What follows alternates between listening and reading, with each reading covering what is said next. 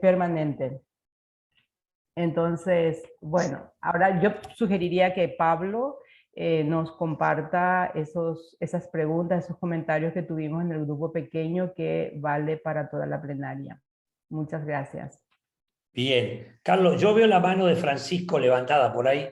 Es algo sobre el punto, como dicen en Paraguay, y se le da lugar, digamos, ¿no? Exacto, exacto. Gracias, gracias. No, comentaba que he participado en un proyecto muy parecido acá en Mendoza con el pueblo Huarpe, en lo que fueron las lagunas de Guanacache, Rosario, lo que fue la zona lagunar que se ha secado por el uso de los ríos Mendoza y San Juan, lo que fue una zona muy productiva, ahora es un desierto y ahí quedó abandonado el pueblo Huarpe. Y bueno, más o menos en la misma época comenzó el trabajo con la Iglesia Católica, con 2 curas desterrados en el desierto, especialmente Benito Sellito, lamentablemente fallecido hace unos años, que se encargó de trabajar mucho en el tema de identidad y territorio, con mucha presión pública. Una serie de la iglesia salió a caminar por las calles de Mendoza, y fue muy importante lo que usted dijo, que ustedes habían contado con voluntad política. Lo mismo que nosotros contamos con voluntad política, y nos dijeron exactamente lo mismo: esto hay que hacerlo rápido porque no sé si en el próximo gobierno va a seguir. Y efectivamente aquí en el próximo gobierno y en los próximos no hubo más voluntad política, aunque sí se llegó a sacar inclusive una ley que la sigue incumpliendo los sucesivos gobiernos de Mendoza, que ha ido hasta la Corte Suprema, y ya van más de 15 años, o alrededor de 15 años, la gente está en espera de que se le asignen las tierras. Así que fantástica la exposición de ustedes, porque no la conocía realmente. Nosotros hemos trabajado no en la parte de tierras en particular, aunque teníamos que hacer de todo, yo soy geógrafo, pero también en la parte de comunidad, mi esposa en la parte de salud, y un equipo interdisciplinar. 2 preguntas porque me intriga, porque me da la impresión, nosotros tuvimos un atraso, que fue el tema de qué tipo de tenencia de la tierra, o sea, la titularización, si se hizo a través de títulos individuales, o sea, a cada familia. Eso en los criollos puedo entender que haya funcionado, pero la intriga es cómo titularizaron en el caso de las comunidades de pueblos originarios, porque nosotros acá, la Dirección de Tierra les ofreció la titularización por familia, por escritura, y acá la rechazaron porque ellos quieren su tierra, su territorio comunitario, que es otra manera. Ellos tienen sus razones, son muy válidas, porque en otros casos ha habido titularizaciones a personas y luego por diferentes motivos las han vuelto a perder, y ellos no querían propiedad que entrara en el mercado. ¿No me entiende? Entonces eso demoró más el trámite, y por eso fue una de las razones que no se pudo sacar rápidamente el tema de la titularización, porque no eran títulos a personas, sino que eran títulos a comunidades. Entonces la pregunta es, ¿cómo hicieron en qué figura en el padrón catastral quedaron inscritas las propiedades? Y si había alguna restricción de venta o de que esas tierras quedaran prendadas en un futuro, etcétera, etcétera. Bueno, a ver, yo creo que entonces ahí corresponde, porque son algunas de las comentarios, esto tiene que ver con las preguntas que se trabajaron en nuestro grupo. Pero sí, bueno, Modesta había dicho algo, comentó algo sobre la discusión que se viene, que se podría venir, y que tiene que ver con un poco Rosalba cuando nos contaba la situación de muchas similitudes o cosas similares en Colombia, donde hay un componente de violencia que nosotros no tuvimos. a pesar que el Gran Chaco está en riesgo de convertirse en una zona de tráfico, de violencia, de riesgo, que está muy lejos de lo que es Colombia. Mi planteo, creo que estoy de acuerdo con Modesta, que son temas como para seguir profundizando y que no es un problema solo de Colombia, me parece. El componente de narcotráfico supera la frontera. Pero bueno, yendo a una de las primeras preguntas ahora no sé si las primeras, pero una de las preguntas era el rol que jugamos nosotros, que jugó el equipo técnico. No éramos indígenas, no éramos campesinos, no éramos el Estado, entonces el recordar un poco cómo, cuando contábamos la historia, cómo fue importante que el gobierno, en el primer momento, cuando anunció que iba a ser la entrega de tierras, hizo un gran acto político, pero que nosotros estábamos sentados en el estrado ahí arriba y que políticamente nos convalidó diciendo: esta gente, este equipo, Fundapal, Obispado, y las caras que yo veía, la gente vio, van a hacer el trabajo de acuerdos y facilitar. Y ese fue el rol. El rol fue de facilitación de dos grupos sociales que debían acordar, promover su organización, fortalecer sus espacios organizativos, generarles información de la misma calidad y la misma cantidad y calidad y el tipo de información ambos, para que tomen decisiones entre indígenas y criollos, y ojo, los criollos también entre sí. De ahí, antes de ir a la pregunta de Margarita, engancho con lo que decía Francisco recién y la pregunta que hacía Luis. Bueno, ¿esto cómo se convalidó desde el punto de vista legal, ¿no? Entonces yo contaba la experiencia que para la misma época hubo acuerdos también en otros lados, donde en una máquina de escribir, de esas que se hacía tiqui, tiqui, tiqui, caca, tiqui, tiqui, porque no existía la computadora, se escribió un acuerdo y firmó la gente, y firmó un funcionario cualquiera. Cuando fueron al gobierno siguiente a quererlo hacerlo valer, no servía para nada, porque el gobierno que siguió dijo: todos esos acuerdos que hicieron son mentira política. Pero nosotros tuvimos un cuidado, que fue, cuando se quiso hacer eso, no, de ninguna manera. Acá está, este acto de acuerdo tiene que ser presenciado por el gobernador, las autoridades, y tiene que estar protocolizado por escribanía de gobierno. Entonces, ¿vieron esas hojitas que tienen un margen ancho y que hacen los escribanos y las escribanas? Bueno, todos los acuerdos estaban en esa hojita y tenían la firma. Y cada firma de cada indígena, de cada criollo, si no sabía firmar, firmaba con el dedo, y había un diputado, un senador, un funcionario que certificaba esa firma. Entonces, cuando el gobierno siguiente quiso anular cualquier proceso, los mismos asesores legales le dijeron: no, esto tiene valor legal. Y esto va a un comentario, una palabra que la inventó Juan Luis, y yo la repito: el hecho político irreversible, pero era un hecho legal irreversible. Entonces, pero por supuesto, la firma del gobernador no tiene valor por sí misma. Necesitábamos que el siguiente gobernador lo ratificara por un decreto. Entonces, y ese decreto salió porque eso estaba protocolizado, ¿no? Entonces, le podíamos hacer un juicio al gobierno y ganárselo. Y la gente no quería. Fueron a la zona, hablaron con los indígenas, hablaron con los criollos, y ahí menciono otra cosa que dijimos. El comentario de muchos funcionarios que fueron a esa visita del gobierno siguiente, dijeron: no podíamos creer que los criollos le cedían los primeros lugares a los indígenas, ¿no? Porque siempre ha sido al revés. Siempre lo han tirado al fondo, porque así era, y porque también es cierto que muchas veces la formación y la cultura o el criollo desde chiquitito por ahí no le enseñaban a respetar. Pero este proceso cambió la relación. Y entonces ahí engancho con el comentario de Margarita, que indudablemente nos pasó, es que el paradigma de distribución de tierra, ya te explico lo de título, Francisco, que teníamos, era del año 1990, 89-90. En la Argentina la Constitución decía en ese momento que había que mantener el trato pacífico con los indios y tratar de convertirlos al catolicismo. Eso decía nuestra Constitución Nacional. Entonces, había que jugar con eso. Comunidades que hace prácticamente 90 años, casi 100 años, se habían sedentarizado, ya no eran nómades ni seminómades, tenían un uso del monte, por supuesto, y habían incorporado algunas actividades productivas.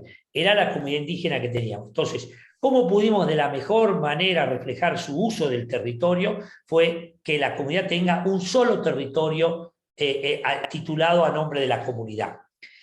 En ese momento, y ahí va la pregunta Francisco, el comentario Francisco, en ese momento la única forma que ellos podían tener el título era haciendo una asociación civil sin fines de lucro, porque la persona jurídica que existía en ese momento era ese tipo de persona jurídica la que podía servir, lo cual significaba un apoyo fuerte para que esas personerías no se pierdan, porque si perdían la personería corrían el riesgo o había miedo de que pierdan la tierra.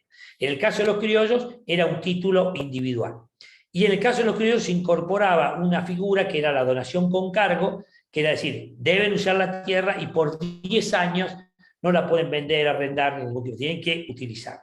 Eso fueron las condiciones. En el año 94 la Constitución argentina cambia, la Constitución argentina reconoce la preexistencia de los pueblos indígenas y reconoce la personalidad jurídica, a pesar de que hoy todavía no hay una ley que reconozca automáticamente la propiedad comunitaria a las comunidades indígenas. Y Modesta, creo que hasta ahí fueron las preguntas, quizás me estoy olvidando alguna. No. En general es eso, Pablo, y capaz de decir esto que Margarita sí decía, sí, capaz no, esa violencia armada pero la violencia estructural, violencia simbólica, se reconoce en el contexto, posiblemente, ¿verdad? Entonces, trayendo nomás esto que nos había puntualizado Rosalba en el grupo, es, bueno, eso. Pablo, Carlos Wallace está con mano levantada. Sí, sí, sí. Bueno, Wallace, te escuchamos.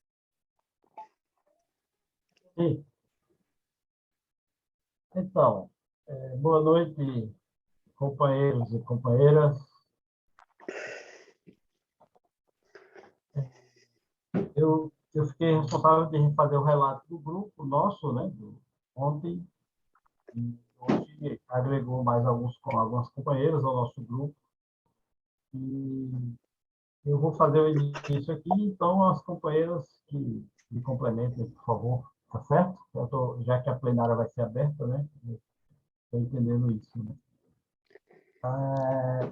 Então, do que refere à primeira questão, o que a gente percebeu, as nossas impressões é que houve um processo de comunicação bastante significativo para que esse projeto pudesse chegar a esse resultado, né? E, de acordo com as apresentações, isso ficou para nós bem marcante, né? Um outro elemento foi o respeito cultural, né? A história dos povos indígenas, né, que vocês relataram, e todo o processo que se deu até chegar à desapropriação de fato, né? Isso foi trilhado nesse caminho de entender a importância, né, do reconhecimento histórico dos indígenas, né, da terra que são deles, né?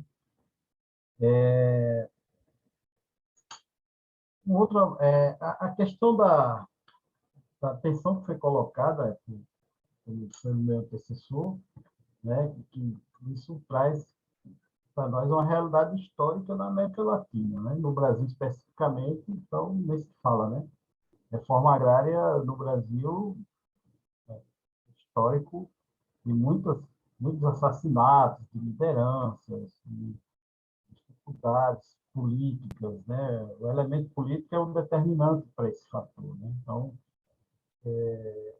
também nós observamos que esse elemento político foi importante também num determinado momento, talvez até bem crucial, né? Para que o projeto conseguisse chegar, né, ao final, logrando o êxito que vocês tiveram, né? Então, teve esse momento de tensão política com as lideranças locais e os governos, né? Mas o que chamou a atenção para nós é que entre crioulos e indígenas não houve conflito, né, territorial, o que, por vezes, o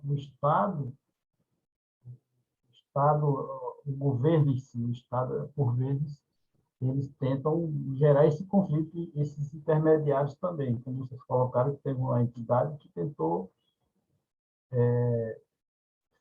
criar esse conflito, né? Porque o que acontece? Isso é uma tática imperialista, né? Os Estados Unidos faz muito isso, né? Ele promove o conflito no território entre os povos, porque você dividindo os povos fica mais fácil de você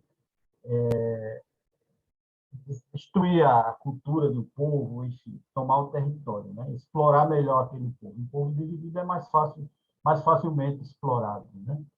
E isso, o trabalho parece, pelo que vocês falaram, vocês conseguiram evitar esse problema maior, né?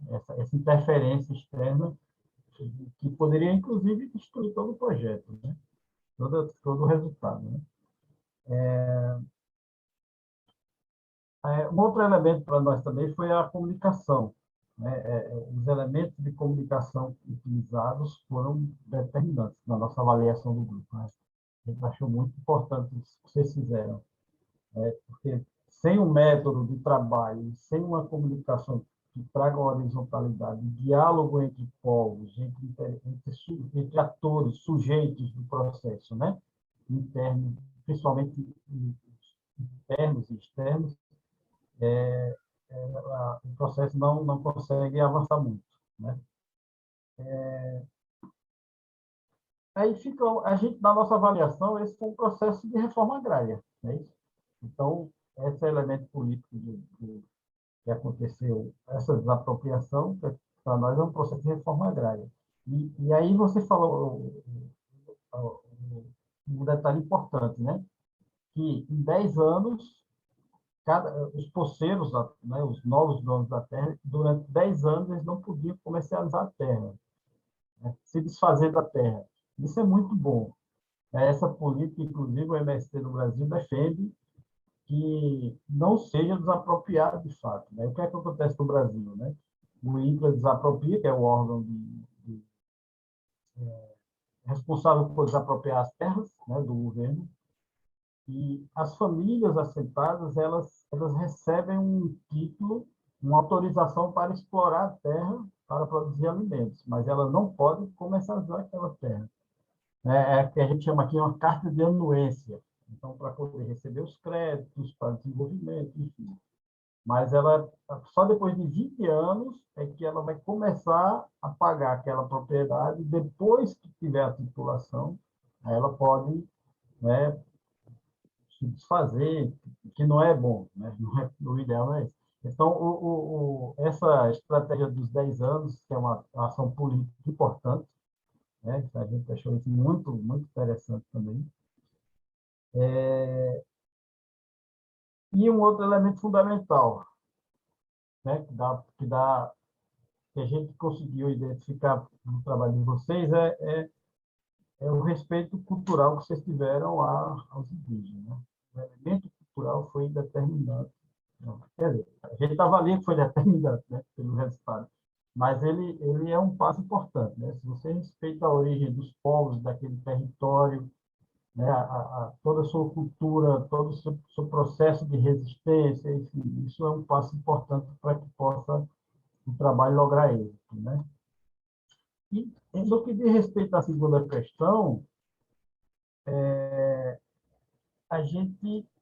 um elemento fundamental foi a metodologia, né? O que mais estimula a gente no nosso trabalho do dia a dia, que a gente pode tirar como referência do trabalho que foi apresentado, é o método do trabalho que vocês fizeram, que é o método de diálogo, do diálogo entre a equipe técnica, porque por mais que você trata a coisa horizontalmente, o diálogo horizontalizado, nós somos sujeitos externos ao território, né?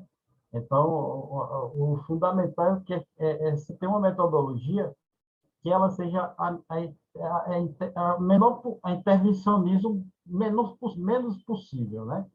Quanto menos a gente intervir no processo, mais a pertença ao processo vai ser muito mais produtivo, né? Os trabalhos serão muito mais produtivos, porque são os sujeitos do processo que precisam, de fato, tomar a frente do processo. Então, a metodologia de vocês dá a perceber isso, né? Que vocês têm uma intervenção, mas é uma intervenção de uma forma bastante construtiva, né? Que se alia à luta desses povos e se soma a eles na perspectiva de conseguir as apropriação da área, né? E fruto disso é que a gente sabe que sempre é tensionado, né? Sempre tem conflitos, disputa de terras, infelizmente, na história da humanidade, é conflituoso, né? E me parece que, pelo menos entre esses povos, né, entre indígenas e crioulos, não houve conflito, houve divergências, houve tensões, que é normal, é natural, que é da democracia, que é da disputa, né? E é do consenso, porque são culturas que estão se encontrando no mesmo território, né? Então, isso é natural, é normal e é construtivo, né? A divergência, ela, desde que seja saudável e olhe para um horizonte de passos, de conquistas, ela é importante, que haja o contraponto, né? E a divergência. E assim, ó, e aí surgiu uma dúvida qual o método que vocês utilizaram, que aí eu gostaria que Wanda, até depois da minha fala, pudesse perguntar. Se vocês usaram essa metodologia do PDCA, que é P, projetar, B, desenvolver, o C, revisar, e o A, ação. Essa é uma sigla em inglês. Aí eu queria que Wanda depois aprofundasse melhor, que foi ela que fez esse questionamento.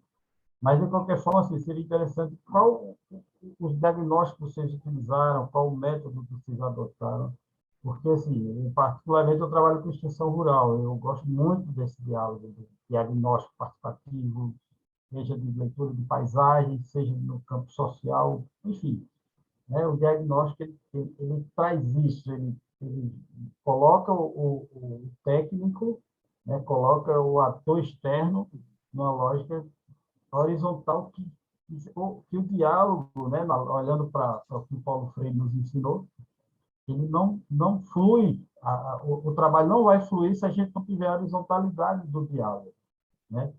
Na relação sujeito-sujeito, né? E não técnico-agricultor, mas sim sujeito em troca de conhecimento, né? A fusão do conhecimento técnico-científico com o conhecimento empírico e popular, e a soma disso dá um resultado muito bom, né? Muito produtivo. Isso olhando para a extensão rural e principalmente para a questão da produção agroecológica, né? Então, é fantástico. Assim, o trabalho, quando ele traz esse diálogo, essa relação dialógica, né? Do técnico com camponês, com indígena, enfim, né? Com o sujeito, os sujeitos se encontram e trocam seus saberes, a coisa consegue se solidificar. A gente constrói uma base muito forte e isso dá uma possibilidade das comunidades e os povos andarem com as próprias pernas, né? Bom, eu teria essas considerações aí, que eu fiz o resumo do grupo, e se pudesse alguém dele, Wanda, pudesse me complementar, talvez eu tenha falhado em alguma anotação aqui. É isso. Obrigado. Hoy no funciona la traducción. Obrigado, Wallace. Muy completo la síntesis. Claro. Sí. Sí, yo lo que se me ocurre es que por ahí, si damos lugar al grupo que estaba Juan Luis, para que cuenten un poco y de paso quizá profundizar en alguno de los temas y las preguntas. Solo un bocadillo, porque yo tengo un par de temas para el final, pero tengo un bocadillo. De las 65 familias criollas, al cabo de 10 años, ellos podían vender la tierra.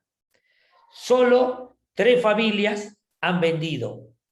Y en el caso de 2 de ellas ha sido un familiar. Solo uno ha vendido a una pequeña empresa que cría animales y nada más. O sea, el resto de la familia sigue viviendo ahí, o sus hijos siguen viviendo ahí, lo cual es bastante auspicioso. Una de las cosas que nosotros siempre mencionamos como de gran impacto de todo este proceso, además de haber logrado la titularización de la tierra, es que se dio un proceso de arraigo muy importante. Las comunidades, por ejemplo, que recibieron varios lotes, hay una de las comunidades que estaba asentada en la localidad de Los Blancos, recibieron varios lotes de tierra, que todavía no estaban ocupando efectivamente, y progresivamente los fueron ocupando, y hoy está prácticamente toda la tierra ocupada. O sea que el impacto fue no solamente que se logró la tierra, sino que se fortaleció la relación entre indígenas y criollos, se frenó la depredación que había al monte, porque había personas que iban a cortar el monte, eso se frenó, y se dio todo un proceso de producción respetando modos diferentes, los criollos y los indígenas. Pero una de las cosas que quería mencionar a raíz de esto que vos planteabas, Wallace, del tema de lo metodológico, ¿no? Que si bien siempre a lo largo de todo este proceso estuvimos muy presente de tener un método, tener un procedimiento, pero fundamentalmente tener un nivel de reflexión. ¿Sí? Porque como bien señalabas vos, y también lo hicimos en nuestra exposición, nosotros no podíamos ser los representantes de los indígenas y de los criollos, sino que teníamos que acompañar para que indígenas y criollos dialoguen, ¿sí? Generen espacios de diálogo, crean situaciones de confianza para llegar a acuerdos. Y nosotros al interior de la organización, al interior del equipo técnico, también teníamos que evitar enfrentamientos entre el equipo que acompañaba a los criollos y el equipo que acompañaba a los indígenas, porque nosotros no podíamos trasladar esas cosas. Generalmente el que estaba trabajando con los indígenas tomaba mucho partido de la causa indígena y los que estaban con los criollos mucho partido de la causa de los criollos. Entonces había también un nivel de tensión ahí que había que permanentemente conversarlo, ¿sí? Y tener una mirada estratégica superior, ¿sí? Eso fue un nivel de tensión que también hubo en el equipo y que fue importante superarlo, ¿sí? Porque también como vos señalabas, en muchas situaciones los conflictos o las tensiones se generaban desde afuera, ¿sí? Porque si bien desde el gobernador había una voluntad política por entregar la tierra, había sectores políticos que no le convenían, ¿sí?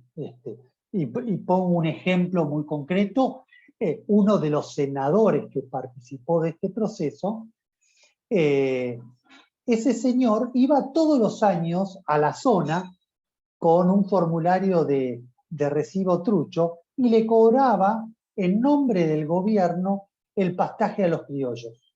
Obviamente que era plata que se llevaba él, ¿sí? Y eso se cortó con el proceso de titularización. Entonces, era muy importante el permanentemente tener un nivel de entendimiento al interior del equipo para que también nosotros pudiésemos acompañar este proceso para que indígenas y criollos haya un nivel de entendimiento. Hubo niveles de tensión, ¿sí? Concretamente una de las comunidades se plantó en que el reclamo territorial de ellos eran tantas hectáreas y en tal lugar, ¿sí? Tenía todo una explicación de por qué, porque había lugares que tenían que ver con sus ancestros, sus antepasados, y además querían ubicar la comunidad en un lugar central del territorio, ¿sí? Y eso implicó que los criollos, varias familias criollas, tuviesen que ceder en función de un bien mayor, ¿sí? Pero eso llevó su tiempo para lograr. Nosotros en la exposición decíamos que trabajamos con los indígenas por un lado y con los criollos por otro lado para que elaboren propuestas, se juntaban, ponían en común esas propuestas y avanzaban en una propuesta de subdivisión. Pero hubo un lote donde había una comunidad indígena muy grande y familias criollas que desde el día 1 trabajaron juntos, no trabajaron por separados. Las reuniones eran indígenas y criollos juntos. Y a partir de esas reuniones entre indígenas y criollos, fueron armando ese mapa de subdivisión de la tierra. Entonces, fue un proceso muy dinámico, un proceso donde tuvo diferentes estilos o maneras de llevarlo adelante, porque las comunidades eran diferentes, ¿sí? Y los criollos también eran diferentes. Entonces, para nosotros teníamos muy claro que para que la propuesta sea sustentable, o sea, una propuesta que a futuro no generara situaciones de conflicto, tenía que ser una propuesta que saliese de ellos, ¿sí? Con el aval y el acompañamiento del Estado. Y eso es lo que intentamos hacer todo el tiempo, con la presión de que teníamos que llegar a una fecha para que eso se pudiese ratificar con las escrituras de gobierno. Entonces, teníamos que, por un lado, respetar procesos, pero por otro lado teníamos que ser muy pragmáticos para poder llegar en tiempo y forma con una propuesta viable. Que además de la propuesta de subdivisión, había que presentar una propuesta productiva. Una propuesta productiva porque una de las cosas que se decía es, bueno, los indígenas, ¿para qué quieren tanta tierra si no la trabajan? No, sí, tienen una forma de ocuparla muy diferente al criollo. Entonces, la propuesta indígena fundamentó el por qué se pedía, se hacía ese reclamo de cantidad de hectáreas y ubicación, igual que los criollos. ¿Bien?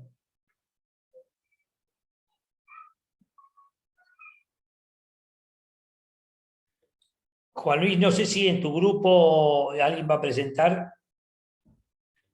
Está, sí, Jorge, que levantó la mano también. No soy del grupo de Juan Luis, sino del grupo 3, pero presento lo que trabajamos ahí. Después en tu caso sigue el otro grupo. Lo digo porque lo trabajamos, pero fundamentalmente está en lo que ya han hablado. Justamente una de las cosas que se subrayó es el aspecto metodológico que han usado. Gracias Pablo y Juan Luis, como lo han explicado, porque realmente es lo que se subrayaba en el grupo, ¿no? Como esa metodología que han utilizado que realmente permitió llegar al buen puerto. Otro aspecto que se señalaba era cómo involucraron a todos los actores, ¿no? Es decir, desde la misma ley provincial, el Estado Nacional, ustedes como ONG, la diócesis, la Comunidad Europea, y después todo eso ayudar a justamente a apostar a que era posible una cosa que, como ustedes lo señalaban ayer, no era fácil de creer que era posible el encuentro entre criollo e indígena, ¿no? Y apostaron a creer que sí era posible. Entonces realmente estos aspectos muy importantes. Después de subrayar estas cosas como positivas, se contaron dos experiencias. Una, la que contó ya Francisco al inicio, en Mendoza, con los Gualpes y los criollos allí.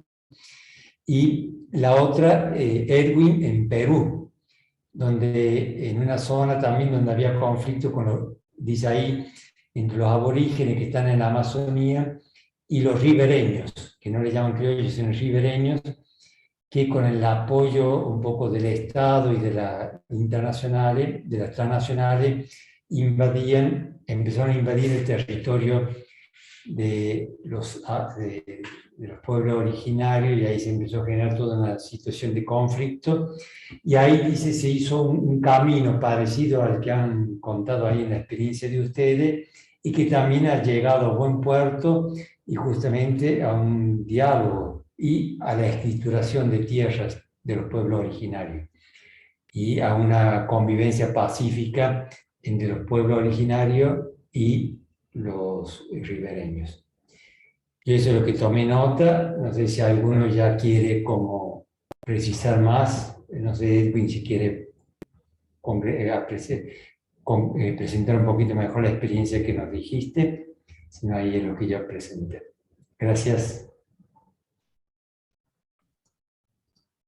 Gracias, Jorge. Quería hacer una pregunta. Tenemos dos levantadas manos también. Modesta, quería hacer una pregunta Eduardo. a los participantes. Sí, Bueno, Eduardo, Eduardo. bueno, y después podemos ir con Margarita y Valeria. Vale. Para ambos disertantes, tanto para Pablo como para Juan Luis, ellos cuando introdujeron la presentación, más allá de un objetivo claro y logrado, que fue la titularización de tierra, en estas comunidades marcaron 3 deficiencias muy marcadas, valga la redundancia: salud, educación y comunicación, y dieron varios ejemplos.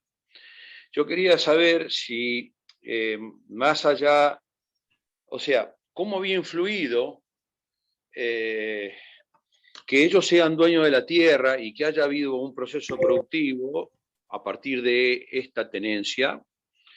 No queda claro si ingresaron a un sistema de producción capitalista, le podríamos llamar, o de subsistencia, pero en todo caso tampoco sería primordial, sino cómo el hecho del logro de tener la tierra influyó, o si ellos tienen conocimiento, cómo accedieron a las otras falencias o deficiencias que ellos marcaron. Vuelvo a repetir, como bajos niveles de salud, bajos niveles de educación y una poca comunicación con el resto de la sociedad.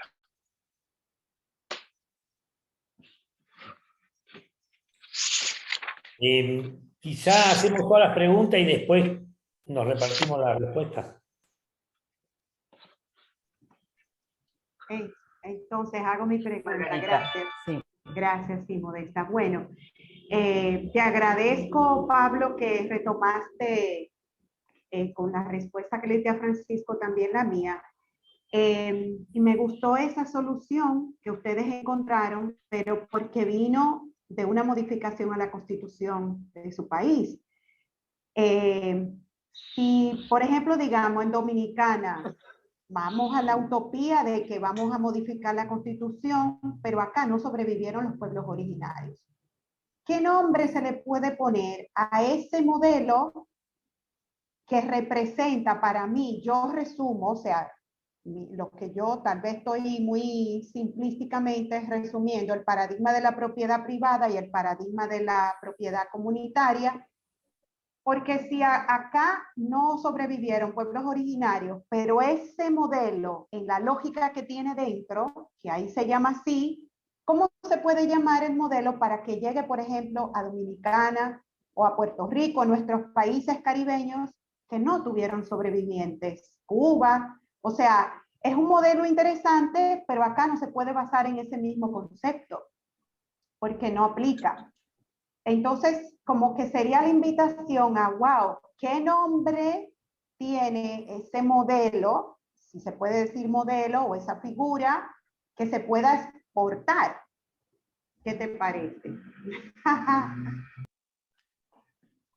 No espero la respuesta de una vez, perdón, pero por si acaso lo lanzo. Gracias. ¿Puedo hacer un comentario? Porque me parece... ¿Puedo hacer un comentario? Sí, por supuesto, Luis. Incluso por ahí sería bueno ir respondiendo estas 2 primeras preguntas, sí, porque tenemos tiempo. Así que, sí. A ver, respondiéndole a Margarita. Esto fue posible porque hubo un apoyo político. De no haber un apoyo político no era posible, por más experiencia y recursos que hubiésemos puesto en este proceso, y por más voluntad que hayan puesto las comunidades y las familias criollas. Nosotros, después de esta experiencia de titularización, participamos de otra, que yo hice mención ayer, que es una zona mucho más extensa, 650.000 hectáreas, también dos grandes lotes fiscales, que era una zona realmente mucho más caliente que esta, ¿sí? De conflictos serios. ¿Sí? Y ese era un viejo reclamo que tenía 25 años. Y finalmente, después casi de 10 años, se logra que el gobierno provincial firme los decretos adjudicatorios. Fue un proceso más o menos similar. Pero se logró el decreto ese cuando el gobierno provincial mostró voluntad política. Entonces, yo creo que esta es una experiencia que ha sido exitosa, ¿sí? por este ingrediente del diálogo y negociación, pero también por la participación activa de todos los actores, el Estado, los indígenas, los criollos y las organizaciones que acompañaron este proceso. ¿Sí? Eso me parece que es clave. ¿Sí? Si no se da ese apoyo político, se hace muy complicado finalmente lograr este reconocimiento, ¿no? Y después, otra de las cosas que plantearon en cuanto a los servicios, ¿no? De salud, educación, que sigue siendo una asignatura pendiente. ¿Sí? Yo he trabajado y sigo trabajando bastante en todo lo que es educación y el tema de educación bilingüe e intercultural, y sigue siendo una asignatura pendiente.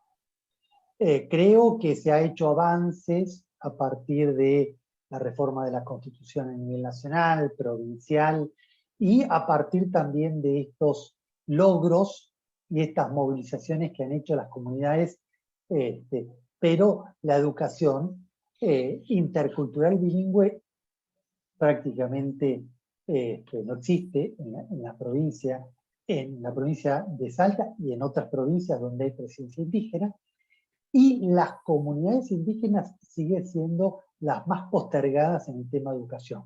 ¿Sí? Y lo mismo pasa en el tema de salud. ¿Sí? Asignaturas pendientes que, más allá de los reclamos, de las movilizaciones que se han hecho, todavía sigue siendo muy, muy deficiente. No sé si, Pablo, querés... No, yo un poco, quizá para ir retomando algunos de los otros temas y de los comentarios que se han hecho. Por un lado, bueno, ratificar esto que dice Juan Luis, lo que no se lograba con voluntad política se tiene que lograr con tiempo, y mucho tiempo, porque como bien dijo Juan Luis, el proceso de una localidad que se llama Santa Victoria Este, que está más al norte, donde estábamos nosotros, estas 650.000 hectáreas, sigue pendiente. O sea, el logro que ha habido en su momento es que la presión no había voluntad política, no había voluntad política. Había, lo que sí hubo, un componente desde el lado indígena de un juicio que terminó en la Corte Interamericana de Derechos Humanos, y que la presencia de ese caso en la Comisión de Derechos Humanos presionaba, ¿no? Me acuerdo una senadora dijo, hasta que no nos saquen el cuchillo en la espalda, que es el caso de la Corte, no vamos a poder dialogar bien y demás, ¿no? Entonces, ese era importantísimo. Cuando no hay voluntad política, tiene que haber presión. En este caso, lo fue la Corte Interamericana de Derechos Humanos, que de hecho en abril de este año falló en contra del Estado argentino en ese caso.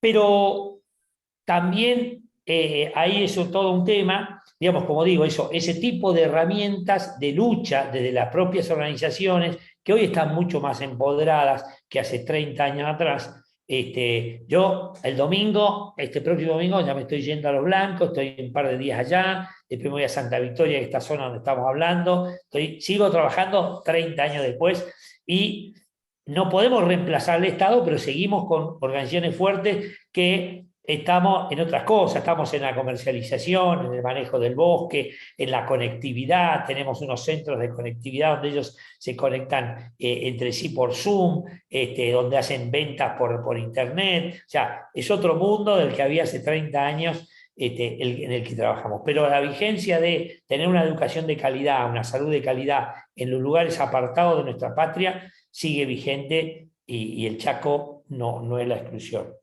El sistema productivo de los dos grupos tenía componentes ya de mercado y autoconsumo. Hoy en día sigue siendo, prácticamente hablamos de tercios. Un tercio de la actividad, de la riqueza que generan estos sectores, tiene que ver con autoconsumo. Un tercio tiene que vincular con el mercado, porque muchas de los consumos y las cosas que necesitan las comunidades indígenas o criollas tiene que ver con moneda, las zapatillas, el celular que hay y que tienen, el crédito del celular es con plata, y hay un 28%, pero hay un otro tercio que tiene que ver con trabajos afuera o estos subsidios que el Estado Nacional ha dado a los sectores más vulnerables y que está vigente también en esta zona. Pero digamos, aún esa comunidad indígena que hacía artesanías, la artesanía era un producto de uso, era una manufactura, pero después se convirtió en un producto para el mercado, y eso significó vincularse de la manera más equitativa posible con el mercado, porque esa era la realidad en que se había convertido este producto y sigue siendo hoy una realidad. Margarita, en la Argentina ocurrió un proceso muy loco. Cuando la Constitución del 94 se cambia, en todos los estados provinciales, que por el sistema federal que tiene Argentina, cada provincia o estado, se dice en otros lugares, tiene su propia constitución. Y muchas provincias adecuaron su constitución, y debían un poco hacerlo, a la Constitución Nacional, que era el piso legal que ellos tenían que tener. Eso generó un despertar del reconocimiento. Ahora son todos indios, decían algunos, ¿no? Así, graciosamente. Pero el pueblo tonocotés en Santiago del Estero, los lules, seguramente los huarpes de Mendoza, no estaban tantas familias reconocidas o autorreconocidas. Me ha pasado encontrarme con una familia que yo trabajé hace 40 años y hace poco me encontré con el hijo de un campesino que era campesino, hoy identificado como indígena. O sea que quizá ese tipo de cosas, ese reconocimiento desde la legalidad, desde el Estado, al ser indígena, pudiera despertar esa pertenencia que a veces está dormida porque la sociedad dice no sirven, no hablen su idioma, todo eso. Y paro ahí porque tengo otros comentarios, pero nos quedan media hora y tengo a Valeria. Valeria la veo con la mano levantada hace rato. Hola, gracias Pablo. La verdad yo trabajé en el grupo de Juan Luis ayer y hoy, entonces por eso quería hacer un resumito de lo que hablamos en el grupo. Ah, bien. Bueno, así desde mi punto, o sea, desde mi forma de interpretar lo que dijeron todos, pues esos procesos son muy importantes porque en América Latina, por el proceso de colonización, siempre vamos a tener ese tipo de conflictos en el que en un territorio pueden haber pues dos o más grupos étnicos disputando por ese derecho a la tierra. Pero digamos que el caso que vimos ayer, el que ustedes presentaron, pues a mí me parece, y según los comentarios, me pareció que fue un caso como ideal por las condiciones que estaban ahí. Tal vez eran grupos pequeños que no tenían así intereses económicos, no sé, internacionales, sino que cada familia o la comunidad indígena está preocupada por su bienestar y querían tener ese derecho a la tierra y había voluntad política. Entonces como que no hubo mucho conflicto, a pesar que Juan Luis sí nos explicó que tal vez habían algunas propiedades privadas con las que tuvieron que negociar después, pero digamos escuchando los comentarios de mis otros compañeros, pues pienso que sí fue, digamos, como una situación un poco como óptima, ¿no? De esas situaciones que uno no espera, porque generalmente está lo que dijo Rosalba de la violencia, que hay grupos armados, y aunque haya voluntad política, si hay grupos armados detrás, digamos que el proceso toma dificultad. También otro compañero mencionó que hay, que por ejemplo la ley está... que la ley de Paraguay está queriendo como encarcelar a las personas que invaden las tierras, entonces ya es como un poco complica la cosa, que hay, digamos, multinacionales que ocupan la tierra con grandes intereses, complica la cosa y bueno, eso fue más o menos lo que yo percibí del grupo. Ayer, la verdad, estaba con una compañera y que teníamos era muchas dudas de cómo se había hecho el proceso, que Juan Luis respondió, por ejemplo, si había, por ejemplo, como casamiento entre indígenas y criollos, cómo había sido el acuerdo para el uso de recursos naturales, ¿no? Porque igual pues se le asigna un territorio a uno y al otro, pero pues siempre se van a afectar los usos comunes, ¿no? Cómo era el acuerdo con los usos comunes. Teníamos más dudas de cómo se había hecho ese proceso, por ejemplo, de las dinámicas sociales, porque yo he visto que cuando, digamos, en un territorio hay dos culturas diferentes, se tiende, digamos, a que una pierda y la otra gane más de lo que es. Entonces yo ponía el ejemplo de esas ecovillas que están haciendo en regiones muy turísticas, muy bonitas, y se termina como subordinando a la otra cultura. Entonces, pues me parece que este caso fue un caso muy, muy bonito, muy óptimo, pero sí sé que hay muchos desafíos para que se pueda reproducir en toda Latinoamérica.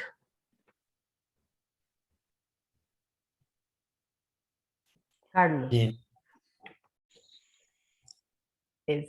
Yo creo que una cuestión que no dijimos o no logré registrar, y lo que me invade porque pienso en Secundino Núñez, que es un líder abaguaraní, de aquí a unos 20 kilómetros de donde yo estoy residiendo. Creo que en algún momento ya comenté mi experiencia de vida. Después de 30 años regreso a mi pueblo, cerca de mi tierra, haciendo experiencia rural, siendo aprendiz de granjera, suelo decir a la gente. Entonces, es todo lo que se da, y creo que una cuestión que no vemos de los pueblos originarios es que más que el tipo de uso de tierra que da, ellos realmente son los guardianes de la vida en el planeta, porque mientras que están ahí cuidando los bosques, los cauces hídricos, y no entrar a hacer ese uso, entre comillas, lo que pueden hacer un criollo o un mestizo, como le podemos decir, son los guardianes, son los que están preservando de alguna manera que sigamos respirando en este planeta. ¿Qué pasaba de la Amazonía sin los pueblos originarios? Tendríamos que preguntarnos, y las porciones todavía que hay. Entonces creo que esta experiencia trae al itinerario formativo es mucho para seguir reflexionando. Por eso animarnos esto a los grupos de interés, y seguir hablando y seguir conversando. No sé si hay modelos para exportar, pero sí experiencias para nutrir y para experimentar, y para inspirarnos a ver qué cosas podemos hacer en nuestros territorios, ¿verdad? Yo no creo tanto en esta posibilidad de exportar, sí de inspirarnos y llevar al territorio donde estamos, traer a... mirar de manera empática el proceso, ¿verdad? Hacer ese ejercicio de extrapolar situaciones y experiencia que nos pueda llevar a mirar diferente la vida en la tierra y cómo cuidar, no desde esta lógica codiciosa, acaparadora, ¿no? Sino que desde esa lógica del cuidado de la vida. Entonces, eso me invadió de ganas de compartir estas reflexiones a partir de lo que escuché en el grupo y todo lo que estamos aquí. Gracias, Carlos, disculpa. Carlos, no sé si alguien pidió la palabra, pero quería puntualizar unas cositas. Sí, por supuesto. La primera, Margarita, cuando quiera me voy a República Dominicana. Hacemos unos cursitos, si hace falta quedarse un tiempito. Claro, Punta Cana, Dorado de los argentinos. No hace falta, no hace falta. Me imagino, sé Para que onda. tiene unos bosques hermosos y qué sé yo. No, algunos temitas que tienen que ver con algunas de las cosas que se han comentado. En la Argentina, desde todo ese tiempo y hoy sigue vigente, algo que al Estado, a la gente del Estado le pega, le interesa cuando las organizaciones, hoy son mucho más las organizaciones, a veces iban, aquellos tiempos, por ahí teníamos un rol más protagónico, a veces en el diálogo con el gobierno. Hoy, eso justamente porque se fortalecen las organizaciones, nuestro rol cambió pero sustancialmente a más de apoyo secundario y estar más al costado. Pero el tema del mensaje de la paz social, no, esto va a romper la paz social, eso en Argentina, por lo menos muchos sectores de Argentina, la gente le tiene miedo, y al día de hoy, porque bueno, hay zonas donde la cosa se ha puesto conflictiva, con violencia y demás. El tema, para nosotros también, cuando hay conflictos de tierra, también decimos, bueno, hay que involucrar a todas las partes, hay que tratar de involucrar a todas las partes. Por eso yo no puedo decir que donde hay violencia y donde hay narcotráfico se puede involucrar a todas las partes, pero tratar de involucrar la mayor cantidad de personas afectadas, involucradas en un proceso, ayuda, cuesta más, pero ayuda a que el proceso después tenga más fuerza cuando se va continuando. Dos cositas más. Una, la experiencia de los indígenas y los campesinos. En el caso de aquella época, quizá las relaciones eran bastante parejas, pero yo quiero rescatar, porque cuando nosotros fuimos a trabajar a la otra zona grande de Santa Victoria, donde las comunidades tenían 25 años de lucha, el caso, el apoyo del Centro de Estudios Legales y Sociales, que es una entidad muy reconocida en la Argentina, y nuestro trabajo fue empoderar a las familias criollas. Ellas hacíamos reuniones en conjunto y los criollos les temblaba el micrófono en la mano, y los indígenas, los caciques, los dirigentes hablaban con una paz, con una confianza, con una tranquilidad, con una polenta que era llamativo. Y eso ayudó, el limitar, el acercarlos para que hablen de igual a igual, no para que ninguno jorobe al otro, fue importante. En los espacios comunes, también a veces nuestro aporte puede ser, nosotros somos facilitadores, pero a veces podemos aportar. El algarrobo es un prosopis, un árbol que tiene una fruta muy codiciada y muy querida en el Chaco, muy valorada por los indígenas para el consumo, por los criollos también, que lo aprendieron de los indígenas, pero los criollos también para sus vacas. Entonces, en algunos casos, lo que se ha logrado es acuerdo, no, las vacas llegan y nos comen la algarroba y nosotros, los indígenas, deciden no las podemos utilizar. Entonces, logramos acuerdos en algún lado donde los indígenas cosechan la algarroba, hacen la harina, y ahí queda un excedente de un rastrojo, afrecho de la algarroba, un resto que no se utiliza como harina, que es excelente forraje animal. Entonces, de ahí logramos resolver la provisión de algarroba en términos de harina para las comunidades y el forraje para los animales de las familias criollas, ¿no? Eduardo, el diagnóstico, el trabajo que hicimos nosotros con Redes Chaco para el Sistema de Naciones Unidas de los 3 países del Gran Chaco Americano, dice, entre otras conclusiones, el Estado está ausente o muy pobremente establecido. Eso significa, y hoy las Naciones Unidas están diciendo, vamos a trabajar entre agencias por país y entre países de manera transfronteriza. Y uno de los temas que tenemos que involucrar a los 3 países en atenderlos juntos, y las Naciones Unidas van a presionar, y eso a veces ayuda a los gobiernos, es el tema del crimen organizado, el tema de trata de personas, el tema de tráfico de drogas, que es una realidad hoy en el Chaco, en toda la región chaqueña. Pero ellos son conscientes que es un problema que hay que atenderlo con los 3 estados en común. superando las deficiencias y que esto supera la realidad de un Estado provincial, de un gobierno subnacional, sino al gobierno nacional y no solo, ya los 3 países que formamos el Chaco y las Naciones Unidas van a impulsar esto. Hasta ahí mi palabrita, Wichi.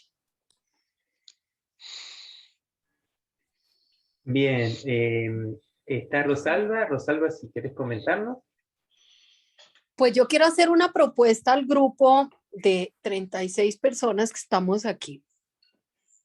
Nosotros ya hemos estado un tiempo encontrándonos, conversando, y yo les quería proponer que, como ustedes como organizadores, crear como un documento en la nube donde todos podamos crear como un manifiesto. Yo no sé si eso se llama un manifiesto. A partir del diplomado de tierras es cómo vemos a Latinoamérica desde México hasta Brasil.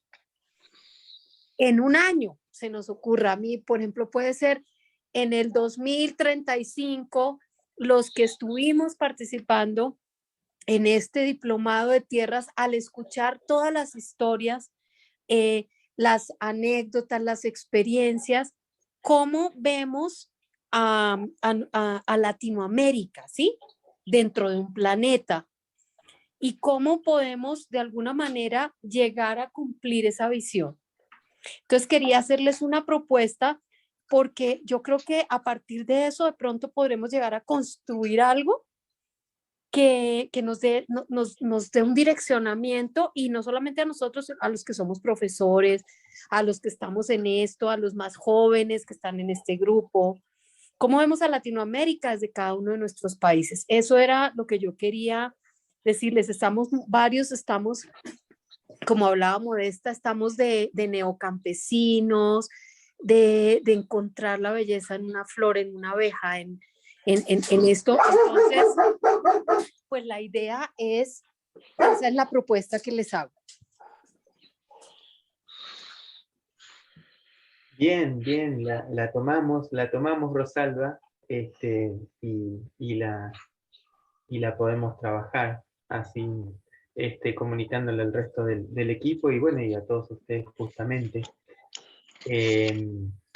Estamos con los últimos 15 minutos. Bueno, ahí está Luis levantando la mano y hay una pregunta de Erwin en el chat. Si querés, Luis, ya que estás ahí, primero comentarnos y después hacemos la pregunta. Gracias. Gracias. Bueno, me parece muy interesante la propuesta de Rosalba de que hagamos algún manifiesto después de todo lo que conversamos. Pero algo que me parece importante resaltar de la experiencia linda que nos han contado Pablo y Juan Luis es esta propuesta de cómo se puede crear unidad, de cómo se puede crear fraternidad entre distintos pueblos, o sea, la unión de los criollos y los indígenas. Entonces, en la lucha por algo que es necesario para la gente que necesita. Esto me parece que es importante resaltar porque también nos deja el ejemplo en todo el trabajo que vamos haciendo para nosotros también ir erradicando un poco un racismo que tenemos. Todavía existe un racismo. Nosotros lo hemos experimentado en el Ecuador en estos días, justamente porque frente a otros temas, pero a los temas de los precios de los combustibles y otros temas que afectan a la mayoría de la población, los que han salido a la defensa han sido los indígenas. Y en la propuesta que ellos hacen, también hacen la propuesta de que necesitan tierra para la producción, porque los indígenas están saliendo del campo. Y lo que ha provocado en nuestra sociedad en algunos casos es que muchos mestizos, los llamamos nosotros, que serían los criollos, ¿ya?, se opongan a los indígenas y los vean mal a los indígenas, cuando la lucha es de todos. Y entonces, justamente en los próximos días se tiene también la presentación y varias comunidades, organizaciones de campesinos están preparando una propuesta para presentar el Código Orgánico de Soberanía Alimentaria para el 17 de noviembre. Pero lo lideran los campesinos y ahí ya se juntan indígenas, montubios los llamamos a los indígenas de la costa, pero se juntan varios pueblos apoyados por organizaciones de la sociedad civil, por organizaciones mestizas, por ONGs.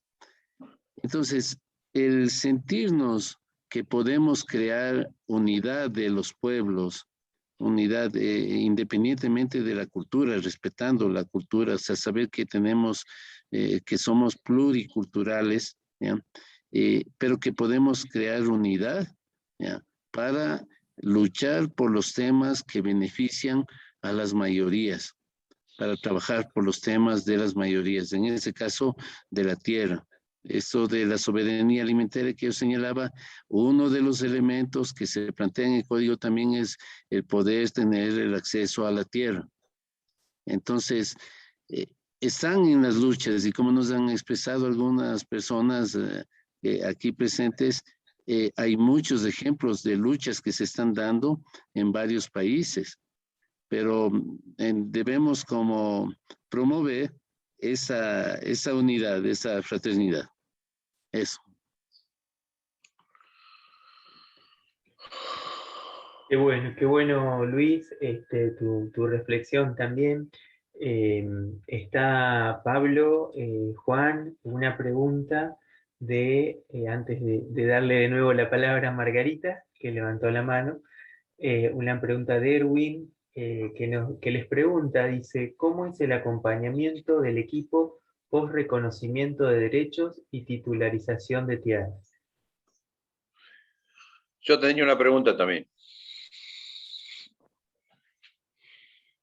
Sí, por ahí que se hagan 2 o 3 preguntas y tal. Dale, no vi quién habló, pero sí. Nos quedan 10 minutos, así que tenemos que hacer las preguntas y contestar cortito. Eso va para Carlos, mí. ¿cómo es el acompañamiento post reconocimiento? Eso es lo que... Sí. ¿Cómo es el acompañamiento del equipo post reconocimiento de derechos y titularización de tierras? ¿No? Entiendo que es hoy, ¿no? Después de que ocurrió la experiencia. ¿Contestamos o...? ¿Y había alguien más que dijo de una pregunta? Podemos hacer por ahí esas dos. Dale. Sí, Margarita, que está con la mano levantada cumpliendo con el protocolo. Sí. Yo tengo la mano levantada también. Ah, y Eduardo. Pedro. Ahí abajo hay un cosito para levantar la mano. Sí, Eduardo, ¿querés decir? No, yo tenía una pregunta para tanto como para Pablo como para Luis. Es decir, ¿cómo hacer en un futuro manifiesto, retomando las palabras de Modesta y llegando a tratar de tener concreciones en papel, en algo que trascienda, digamos, el intercambio? Seguramente ellos nos van a poder dar un apoyo muy interesante para un manifiesto. De todas maneras, mi sugerencia, cómo ven ellos, digamos, diferenciar mucho lo que son aspiraciones, son deseos, que no dejarlos de lado, pero cómo diferenciar los deseos, que de alguna manera lo expresa Modesta, a cosas que tienen que ver con lo técnico, con lo científico, con el conocimiento real puesto en estos programas, ¿no? Es decir, hay que ver de qué forma una cosa no se mezcla con la otra, o por lo menos es mi humilde opinión. Aquellos que pudieron trabajar en el territorio seguramente pueden diferenciar mucho mejor que nosotros, los oyentes, qué cosas nos generan un vínculo con el deseo, con la aspiración, pero después nos faltan los elementos científicos, técnicos, para realizar los trabajos. Entonces, me parece que en los manifiestos debe quedar bastante claro una cosa y la otra, digamos. Después cada uno que lo use como mejor le parezca. Pero ese quería ser mi aporte. Y le agradezco la experiencia de darle las vainas del algarrobo para hacer la harina y el resto que nosotros le decimos a frechillo para que coman las vacas de las otras comunidades, para ejemplificar un poco lo claro que es Pablo en algunas de sus apreciaciones. Gracias. ¿Cómo ven ellos esto? Hago la mía. Margarita. Sí, gracias. Bueno, aquí hay algo que cada vez que lo dicen me hace ruido, el de las luchas. El tema de cuando Pablo hace con las dos manos estaban parejos, los criollos y los indígenas, yo digo, bueno, está bien, en ese contexto estaban parejos, pero cuando yo oigo hablar de las luchas, siempre estoy mirando unos arriba y otros abajo. O sea, los que están luchando están abajo y los que están en las élites de poder están arriba. Entonces, los que luchan, están diciéndole a los de arriba, porque el status quo no se mueve, o sea, no se habla de transformemos el status quo, sino así como está, luchemos para que los que están en el poder, si les parece, acepten los reclamos de las luchas. Si les parece, después que llegó a papel, llegue a concretarse en la vida real, que de lo que explicaban Juan Luis y Pablo, parece que muchas cosas se han quedado en papel. Entonces, que ahora una de esas preguntas creo que la van a responder, porque hay un acompañamiento, en esa pregunta me parece que va a salir, pero yo creo que cuando yo preguntaba ahorita lo de los paradigmas, supongamos, que de los jóvenes, no importa que no sean indígenas, crean en el paradigma de la propiedad comunitaria y no en el de la propiedad privada, por decir algo. O jóvenes que digan, ay, yo creo en el paradigma de los pueblos originarios. Sea originario o no sea, o sea, vamos a decir que yo voy a asesorar un candidato político y le diga, mira, esta postura política sería buenísima, ¿qué nombre le ponemos? De los pueblos originarios, bueno, tenga el nombre que tenga, del buen vivir. Estoy oyendo mucho últimamente el buen vivir. Bueno, esa es una filosofía que un candidato pueda llevar a las urnas y tenga su grupo y diga, yo apuesto por esto, y con lo que está sucediendo ahora, que las posturas políticas que llegan al poder, las ideologías políticas que llegan al poder están destruyendo el planeta, yo me imagino que la gente que está viendo, que no sabe de política, va a decir, ay, yo voy a votar por ese porque está salvando el planeta, no importa de dónde salió su ideología, su filosofía política. Eso es lo que yo estoy como mirando, porque si no el status quo se queda igual y los que están en el poder van a ser siempre los mismos y no necesariamente respondan a la lucha. O el que esté de turno una vez diga, sí, yo voy, y se da la vuelta y viene el otro y lo vuelve y lo tumba. Entonces el pueblo, la mayoría de la gente, mestizo o no mestizo, que diga, ay, yo quiero un cambio. ¿Cuál es ese cambio? ¿Es cuánto?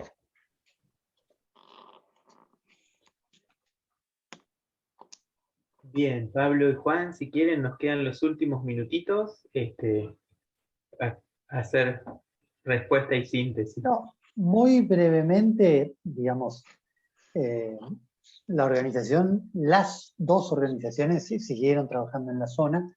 De hecho, el acta acuerdo que se firma con el gobierno y las comunidades, la ONG queda como garante durante 10 años para acompañar el proceso, ¿no? Un proceso que estaba orientado a fortalecer las organizaciones, fortalecer el diálogo entre indígenas y criollos y llevar adelante una propuesta productiva que tenga en cuenta modos de vida diferentes, ¿sí? Y bueno, las organizaciones siguieron trabajando y eso permitió que las comunidades y las familias criollas hayan podido mejorar sustancialmente su calidad de vida y sus condiciones de vida, ¿sí? No sé si Pablo quiere... complemento, absolutamente, y complemento un poco lo que decía Margarita. Es decir, en realidad, cuando yo digo hoy, 30 años después que sigo trabajando y sigo visitando y me sigo viendo con la gente, nos ha puesto todo más viejo y muchos se nos han muerto. Es decir, ¿qué hicimos finalmente? ¿Qué se hizo finalmente? ¿Qué hicimos entre todo este grupo? Y yo creo que hoy que las organizaciones están fuertes, que ya no solo reclaman a nivel local al intendente, ellos están agrupadas a nivel regional, a nivel nacional, golpean las puertas del gobierno. En este momento hay un grupo indígena acampando en el frente al Congreso para exigir que la semana que viene se apruebe una ley. Hay una gestión justamente al poder, la lucha es a la que responde el poder, digamos. En este caso teníamos que la relación con dos grupos que, como muchas veces le decíamos y le decimos todavía a gente que solo trabaja con indígenas, que por ahí solo ve la perspectiva de ellos, sí, a veces los criollos los criollos son tan pobres como los indígenas. No generemos una pelea de pobres contra pobres, pero ahí no era una lucha por el poder tan difícil como la de los decisores, y que al día de hoy sigue siendo un debate. Y como decía por ahí, quiero rápidamente mencionar lo que decía Pedro. Por supuesto que el Estado está presente y muchas veces con toda la legislación para apoyar a determinados tipos de sectores productivos y no a la pequeña productividad familiar, a la pequeña escala, y menos a los indígenas. Entonces, pero sí la lucha esta es la gestión permanente que hoy tenemos. Alguna de estas campesinas ha sido intendenta, alcalde del pueblo, de la población. O sea, son cosas que han cambiado y nuestra relación y nuestro lugar también han cambiado muchísimo. Sobre todo en ayudar a gestión del conocimiento, en esto que decía Eduardo, de acercar y combinar el conocimiento empírico, el conocimiento que la gente sabe de siempre, y que es validísimo, con el mismo valor y el mismo nivel del conocimiento académico que es necesario para tener información robusta y pararse frente al decisor político y decirle no solo por su propia experiencia y no por el guitarreo, como decimos en Argentina a veces, sino porque está basado en hechos y en contundencia científica. Y los paradigmas, las luchas no solo a veces son, y donde es muy difícil también, es entre iguales o entre sectores, como pasa en Bolivia, donde el Estado está fallando un poco en facilitar el freno del pueblo aymara, invadiendo las tierras bajas, ocupando tierras bajas de los guaraníes, que están muy preocupados y están en marcha en este momento en Santa Cruz, pidiendo al gobierno que los escuche para generar un diálogo entre estos dos sectores indígenas que están en conflicto por los territorios. O sea que la cuestión siempre es muy compleja, pero el rol de cualquier actor o actora externa es mantener la paz social, mantener el diálogo informado, y me parece que eso es para mí la clave que seguimos haciendo al día de hoy en casos con el caso de propietarios privados, que seguimos acompañando esos problemas. Bueno, Pablo, Juan Luis, muchas gracias, no modesta, por estos 2 días, con esta experiencia. Y bueno, seguimos caminando juntos, Modesta, ¿no? Esto no se termina aquí.